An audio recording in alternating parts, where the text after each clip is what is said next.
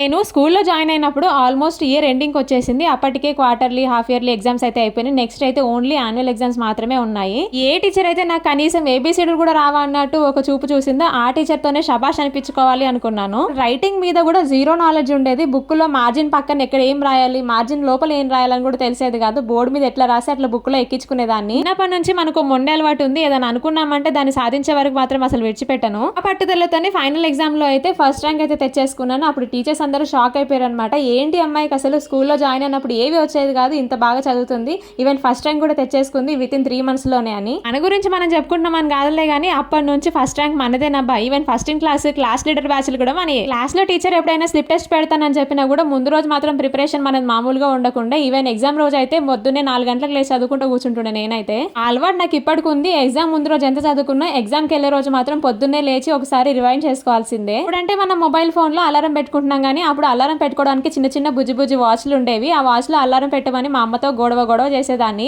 ఎప్పుడైనా అలారం పెట్టి మర్చిపోయిందా ఇంకా అంతే సంగతి. ఆ రోజు స్కూల్కి అయితే జాయిన్ అయిపోయినా, స్కూల్కి వెళ్తున్నా విషయం చెప్పినా కానీ స్కూల్కి వెళ్ళడానికి నేను వెనకాల ఎన్ని తిప్పలు పడ్డాలో నెక్స్ట్ వీడియోలో చెప్తాను మీకు. ఆ ఇంటి దగ్గర నుంచి స్కూల్కి అరౌండ్ ఒక 2 kilometers అయితే దూరం ఉండేది. అంత దూరం నడుచుకుంటూనే వెళ్ళేదాన్ని. ఈవెన్ నాకు తోడు కూడా ఎవరు ఉండేవాళ్ళు కాదు. కాకపోతే అక్కడ ఒక ప్రైవేట్ స్కూల్ ఉండేది. వెళ్ళేటప్పుడు వచ్చేటప్పుడు ఆ ప్రైవేట్ స్కూల్ ఫ్రెండ్స్ అయితే అయ్యారు అనమాట. వాళ్ళతో పాటు తోడుగా వెళ్ళొచ్చేదాన్ని టైంకి. సిరీస్ లో నెక్స్ట్ వచ్చే వీడియోస్ అన్ని చాలా ఇంట్రెస్టింగ్ గా ఉంటాయి. ఈ లోపు ఛానల్ ని సబ్స్క్రైబ్ చేసుకోండి.